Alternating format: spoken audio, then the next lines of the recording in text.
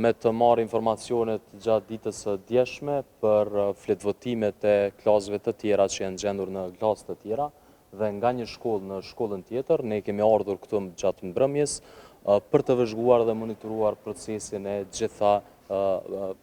numërimit të kutive të votimit. Dhe kemi parë, ajo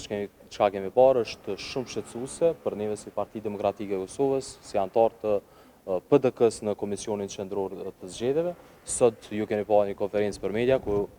ankesa është dorëzuar, do të dorëzohet tashmë në PZAP dhe do të vazhdohet me procedimin e asaj pastaj edhe në organe tjera varësisht prej vendimit të PZAP-s. Konsiderojmë që në sytë e opinionit publik, në sytë e qytetarëve, ky proces tashmë është i dëmtuar, pra është cënuar integriteti i zgjedhjeve dhe presim një vendim nga PZAP-ja pas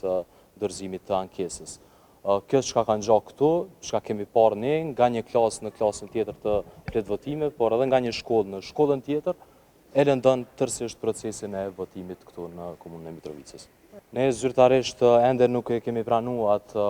komunikim dhe në momentin që e pranojmë, unë konsideroj që gjitha organet, në këtë rast të Partisë Demokratike të Kosovës, do ta shqyrtojnë edhe do të ndërmirët hapat e më të tjeshëm lidhur me procedimin se a do të marrin pjesë apo jo ekipet e numërimit në qendrën komunale të numërimit. Ajo si çka ne e dim është që ekipet e numërimit gjatë ditës së djeshme janë larguar nga qendra komunale e numërimit për shkak që nuk kanë dashur të nënshkruajnë formular dhe nuk kanë dashur të legjitimojnë një proces